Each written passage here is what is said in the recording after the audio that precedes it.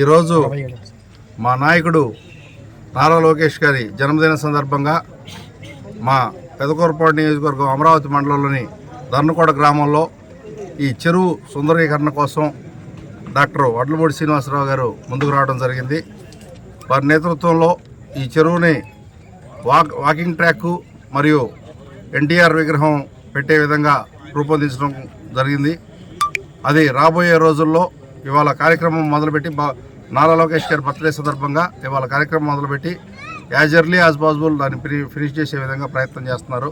అట్లానే మన అమరావతిలో టూరిజం ప్రాజెక్టు సంబంధించి బుద్ధుడు బొమ్మ దగ్గర కూడా వర్క్ ఆల్రెడీ నడుస్తుంది.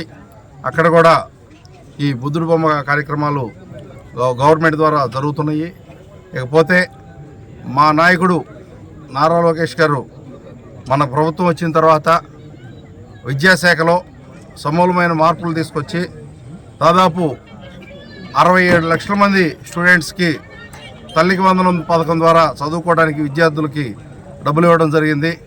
దాని పట్ల రాష్ట్ర ప్రజానీకం మొత్తం చాలా సంతోషం వ్యక్తం చేస్తున్నారు. అట్లానే ఎన్నో విద్యా వ్యవస్థలో ఎన్నో మార్పులు తీసుకొచ్చి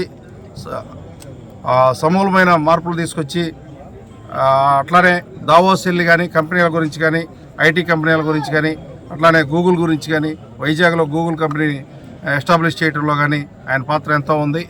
ప్రజలందరూ కూడా చంద్రబాబు నాయుడు గారి పాలన పట్ల లోకేష్ గారి పాలన పట్ల చాలా సంతోషం వ్యక్తం చేస్తున్నారని ఈ సందర్భంగా నేను తెలియజేస్తాను.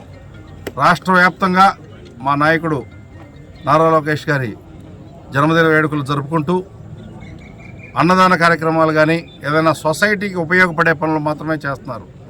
కేకులు కట్ చేయటమనో లేకపోతే బాణాసంచాలు పేల్చడమనో డీజేలు పెట్టడమనో అది పబ్లిక్ డిస్టర్బెన్స్ కాబట్టి అటువంటి ఏమీ చేయొద్దని చెప్పి మా నాయకుడు మాకు చెప్పడం జరిగింది.